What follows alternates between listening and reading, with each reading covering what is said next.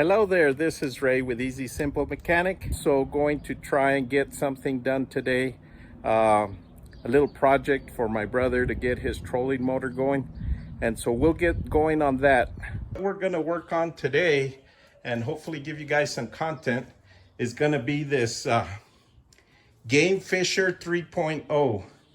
Now my brother picked up a couple of these trolling motors. I don't know where he got them, but they weren't running or anything. And there's one over there that he gave me. It's a 3.5 GameFisher motor. I think it's an old Sears brand or something, maybe a Japanese model or something. I don't know where those came from, but he went ahead and let me have that one if I could get this one working for him.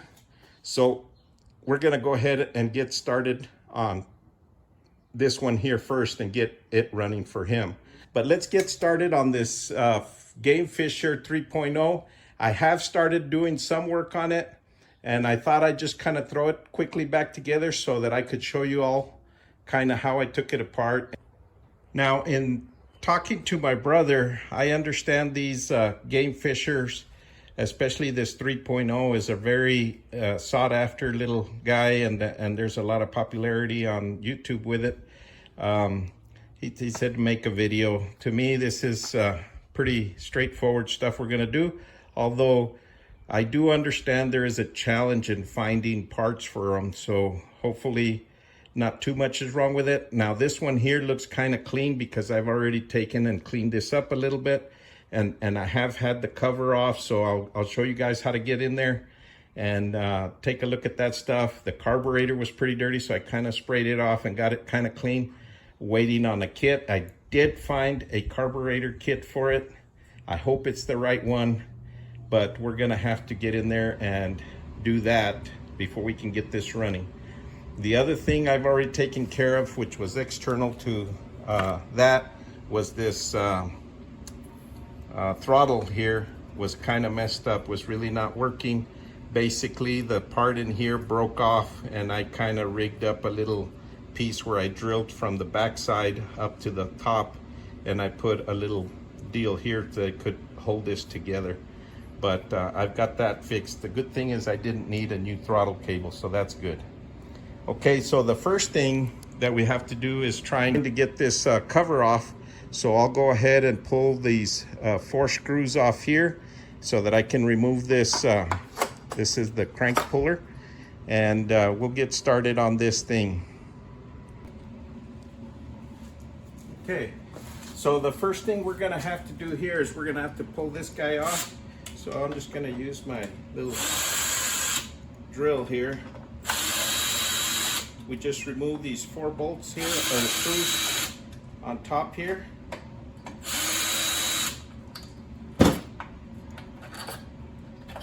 That's pretty easy. And we'll just put all of this stuff in here. Then we'll remove this cap off of the gas can, or the gas tank. There's a little rubber grommet in here that I have taken off since before, so just be careful with it. If it's old, it might be kind of brittle. So we'll pull this off. This just comes right off, no big deal. Goes in there. There's this kill switch, which is right here for stopping the engine. And that's all it is. It's a kill switch. So it just, there's a little wire here. It just unsnaps there and unplugs. And then this cover comes off. So as you can see, there's just a little plug right here that plugs into this wire. That's for there. And then you have to have a ground that goes to the switch. Now this thing just had one of these big electrical eyelets as a ground, which wasn't making a very good connection, so I'm going to repair that as I go along. But anyways, you just unplug that switch, and that's your push button. So there's the cover. Okay, so we have the gas tank here, and as you can see, all of this stuff is kind of cleaned up somewhat. It was very filthy. I went ahead and sprayed it down with some carburetor cleaner. But basically, there's just these straps right here that go around the gas tank that you can just put pressure on them either from the top or the bottom to unhook them. As you can see, they're just straps, and those come off. We'll just put those in there. Same one with this one. It's kind of hard working with one hand, but I think we could do it. Okay, there's the other one. And then you have the petcock, or the fuel shutoff valve, that's right here on there. And as you can see, this one is missing the little bowl that it had on here where it would catch sediment and whatever else. Has a little filter screen on it. I could not find another replacement part. And then of course this has the little fuel line that goes from there to the shutoff valve. So we'll just take the tank, set it over here, and see here it had a crack in the bottom of the tank. I just put some epoxy on it. It should hold up. I kind of scratched where the crack was, scratched it to make it rough so that the epoxy would hold better. JB Weld works real well for those kinds of things, and it's fuel resistant, no problem. Then this petcock, of course, just mounts right here. We can just take that one off. Now what I could find is, the only thing I could find is there's some stuff on eBay that has, it's a shutoff with, what do you call it? It doesn't have the little bowl. So I went ahead and ordered one that was just a plastic shutoff with a fuel filter that we'll put in line to make sure that we're getting good filtration from there to the carburetor. Okay, so we're not going to be using that one anymore. And then here, this is the air cleaner box, but I don't have a filter for it, so I'm going to have to get that. But here it just has 2 screws. Just take that one. We'll take this one. We'll take those off. There you go. There's your carburetor. And then here is this is your slide for your carburetor throttle. So we'll just unscrew that.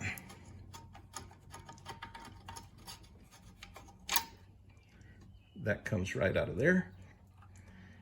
Now, when you go to put that back together, remember there's some slots in the slide. Here, let me show you. See, there's this slot right here, and there's this little notch. What those do is there's some pins on the inside that those have to slide in. They only go in one way. Then this, of course, is your choke. You know, that's open and this is shut, so that's all there is. Then for the carburetor to come off, there's just a little clamp that's on the back side here that we just have to loosen to take the carburetor off. So I'm just using this little wrench here to loosen that.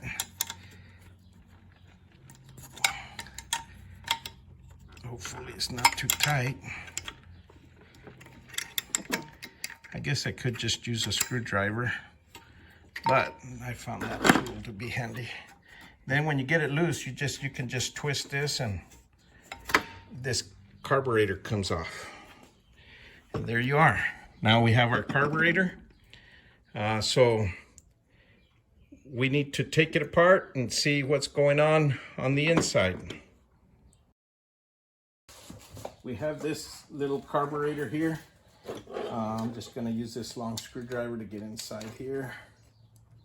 We'll pull the 2 screws holding the bowl off. Now, as you can see, this is really clean. Why? Because I had already taken it apart to see what I was going to need, as I was wondering if I could do it without having to get a carburetor kit for it. But as it turns out, I'll show you what the deal was. Okay, in the bowl, all we have is this float, just a little round donut. No big deal. Leave that there. In here, we have the little float, what is it? The fuel shutoff that goes right in there. The float pushes up against it, puts pressure on the little needle valve that goes in there to shut the gas off when the float gets to the right level. And so we have that. And this little pin, we don't want to lose that. Of course, all of this was kind of gunked up, but I used some carburetor cleaner, cleaned all that up. So we have that in here. I tried not to damage this gasket because I didn't know if the new kit, if it was going to be the right one or not, if it was going to have the right gasket. So I didn't take the gasket off. And then in here, all we have is we have this jet, the main jet here, but we'll go ahead and take it off just to show you that it just comes off like that. And then the rest is just a plain hole that goes straight in there. So that's all there is to it. And then this jet here, you can either take it off of here so you can clean in there real well, or you can just go ahead and spray in there with your cleaner and an air hose with an air chuck, which is what I did. So that's already done. So this is gonna be quick, like I said. Then here, what I need to do now is just find my kit and see, this is the kit that I got, hoping from eBay, but the real thing I needed, what was stuck, was that this little valve that shuts the fuel off. It broke trying to get it unstuck or unseated because of old gas it had in it, I guess, and it just gummed up and got stuck. But I bought the kit for this one little valve right here. That's the one that we need because we didn't have anything that would be able to fit so small. You know, I have some other carburetor kits for some Hollies and some other things, but I was just having a hard time finding anything that would fit something this small. Okay, so here we are. We got these different parts here, but basically the part that we're looking for is this little piece right here. The little pin on the top broke completely off when I tried to get it out, so I had to pull this little hose off, and I had to pull the little inlet off so that I could stick something through and punch that out. So the only thing I need to do now is find out if this one is going to actually fit in there. And as you can see, it does not. So now I'm up kind of a creek without a paddle, because this was the only carburetor or the only kit that I could find that would looked like it had the same style, everything, and that thing is not fitting in there. So I may have to look for something else or find another inlet that's bigger that would fit that.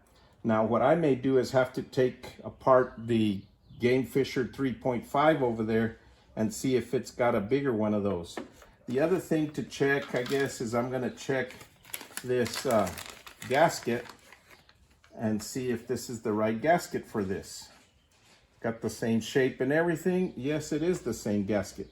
So apparently they come with different size inlets here, which is what is not gonna allow that to fit. And the other thing I can check is this is a new float that comes with it. And sure enough, it's the same size. It's exactly the same size. So I guess it's just not fitting. Only thing that I needed from here is the one thing that does not jive with what I need to get this going. See, that's got to fit inside that hole, and it's just not doing it. What I'm gonna try and do for now, since I only want to get this one going for now, is maybe I'm gonna get into that carburetor and see if that one will work on here. So let me get that one out and see if we can get something going here. It's a different carburetor altogether. This one here has, see, it has a different throttle mechanism and all. It has this lever up on top. I think I've seen these whole carburetors online for this kind, but this one here, I guess I got to pull the cover off the bottom to get to that inside that float, you know, valve. Okay, so I just pulled that bolt off the bottom, and the fuel bowl came off. And as you can see, this looks more like a standard lawnmower engine type carburetor than the other one. It looks like the float is stuck on this one as well. So I'm hoping that we can get to that deal and see, but I'm not too sure that this is gonna work. We're just gonna have to see. Well, I'm glad at least I took that apart, because that float was stuck as well. But no, the valve is just too big. It's actually bigger than this one, the slide on it. So this thing here just doesn't fit in there. Well, you know, there's another option that I'm gonna try, since I can't find that anyways. If I can't find the right valve, what I may have to do is just drill that guy, drill him out to a bigger size to make this fit. Haven't done that before, so I got to be careful not to ruin the seat down at the bottom of it, so that it still can seat all the way down at the same time, you know, because if I drill too far, I may ruin the seat where this has to seat on there. So what I'm going to do is I'm going to take a caliper, I'm going to measure this guy out and see what size of drill bit, and then just take a drill and go right in there with it and see if that'll work. If not, then we go to the next option. What I'm gonna do is I'm gonna just go one drill bit size at a time until I get that just right, and I'm hoping I hit this just straight.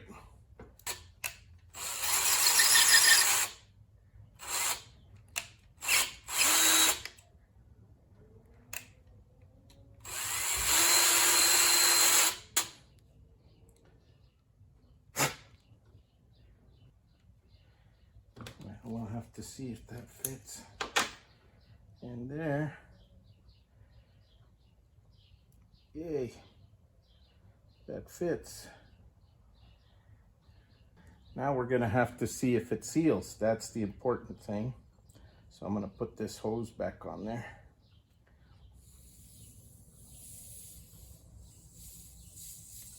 It's not sealing. Okay, it's another day here. We were checking to see if we could get this carburetor inlet valve to fit in there and seal up, and I couldn't get it to do it because I couldn't get anything in there that would machine the surface on the bottom of that tube for the fuel hose. And so what I did is I drilled far enough that I ordered a little kit. This kit came from, maybe you guys can see that, Parts Deal 02. It only cost me like $2 or something. Anyway, I ordered, it's for a Briggs & Stratton. It comes with the needle and seat, and the seat is rubber. So the needle was too big. It's right here. That needle was way too big to fit in there. But what I did is I took the rubber and I pushed it down in there so that the seat would be of rubber. And then this is the the little needle that came with the kit that I had gotten for it. And if we take and put that in there, see if I can do this with one hand. Okay, so now that we have that in there, see, I drilled that far enough to where that thing would sit in there high enough where it would stop. And so if we blow on that, it's sealing up now. So obviously I can't hold the phone and do all that at once. But nonetheless, while we were waiting for those parts to come in, I made some new gaskets for in here out of inner tube from a bicycle inner tube. So there's one gasket that's right up here for the vent. So you have to loosen that every time you're going to use it so that you allow it to vent fuel. But when you put it away, you don't want fuel leaking out. Then you turn it and seal that up. And then the other gasket that was wore out was the gasket inside here. And I also made one of those out of the inner tube, off a bicycle inner tube. So I fixed that. I installed the fuel hose back in here, and I put in the new petcock here because I couldn't find the little bowl that went with the original. So I just bought one of these cheapies off of eBay with a filter, which is what the original petcock had, a little bowl here which allowed the sediment to sit in there, and then it had a little screen on it. That's what it was using as a filter. So now this thing will have this valve here, and it'll have the filter there for the fuel. And I went ahead and I strapped it on with a plastic tie. So that's all set up there. And I went ahead and I also repaired my kill switch wire on the back of this thing here. So the kill switch just now needs to plug in, and when I put that cover on, and we'll have a kill switch for it. So now that this thing is sealing, I can go ahead and put the carburetor back together and we'll be good to go. So let me put the bowl on it. Here's the bowl. I've got to put this little float deal on there. I mean the little that the float sits on, and it pushes on the needle there, so that'll seal, and I'll put the float back in. Now I was going to use the new float, but I decided to try the old one first. Unless it leaks, it's better because it fits the inside of the float bowl better. It's a more, it fits really snug. The other one was smaller, just a little bit smaller, so I just decided to go ahead and try and use the original. I did change the gasket though, it fit okay. So I'm gonna go ahead and use that because it's also a rubberized gasket versus the paper gasket. So that way, if you have to take it apart, you can do that and seal back up. Okay, so as you can see, we got that little deal here. This is what pushes down on the needle or up on the needle as the float comes up. We went ahead and put our main jet back in, and let's see if I can do this to show you guys what I'm trying to do here.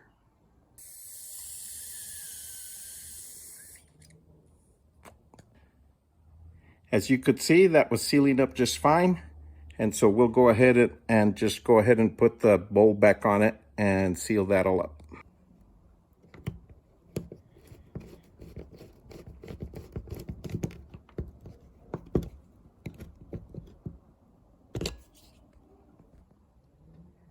Okay, so I also replaced the little gasket right there on the drain plug on the bowl.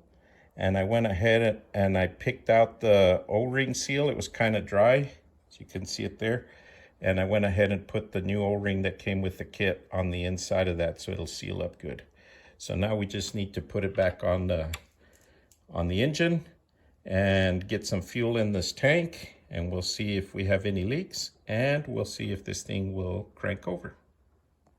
We got our fuel hose hooked up. We got our throttle hooked up. This is the choke here. We're going to leave it in the closed position before we start. The other thing I wanted to do, since it's been sitting for so long, is to go ahead and put some, squirt some oil in the cylinder, just one little dab in there, just to make sure that we've got something to lubricate that while we get the fuel in there. Hope it doesn't foul my plug.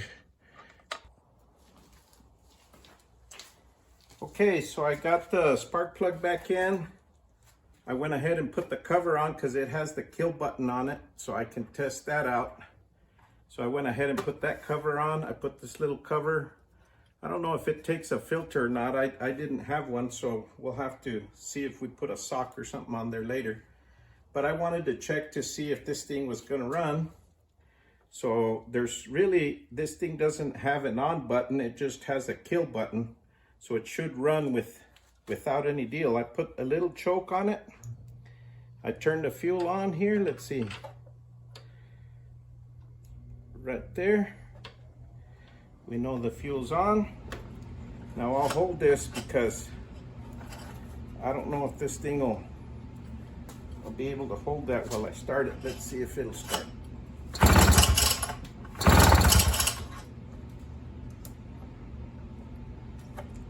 Let me choke it all the way up.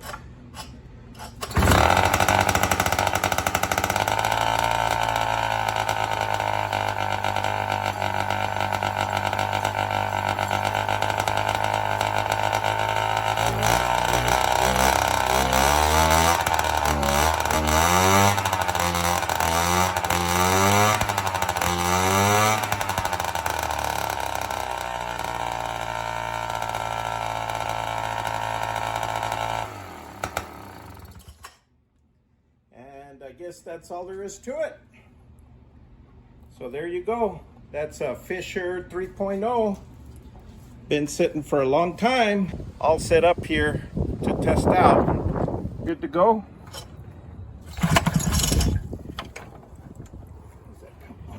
Let me tighten these up a little bit.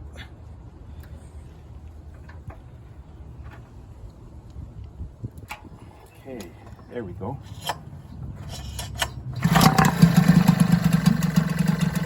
Wow, that started pretty easy. Now I'm going to turn the choke off because it seems like maybe it's too warm already.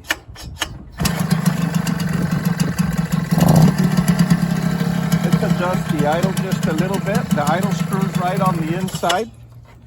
So it looks like it's running a little low on the idle. So we'll just turn it. If you turn it clockwise, it'll increase the idle. Counterclockwise will decrease the idle. There we go. So that's running.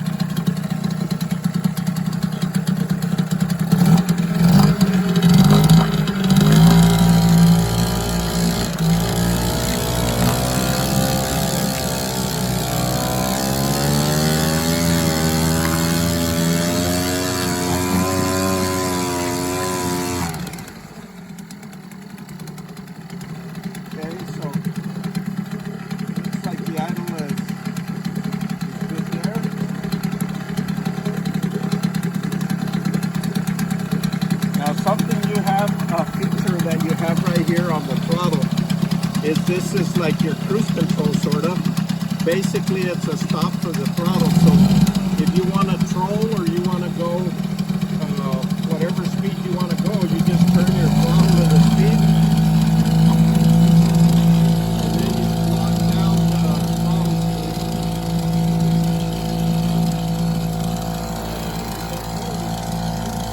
You don't have to be holding the throttle all the time.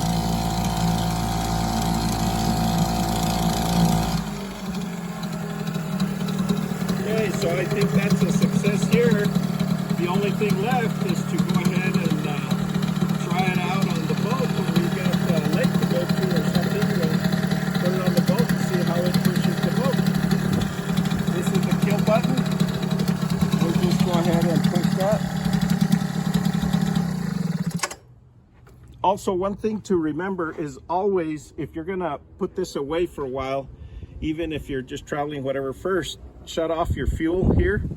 And then there's a little screw right on the bottom of the carburetor right here. Be sure to take that and loosen that and let the fuel out of your carburetor bowl so it doesn't get all gunked up again. So those are my recommendations for that. So now the only test left is to try it out in the lake. Well, folks, I guess that's going to do it for this episode. If you like, please hit the like button, thumbs up, share, subscribe, leave some comments. If you have any questions, please let me know. I'll try and get back to you as soon as I can. But see you next time.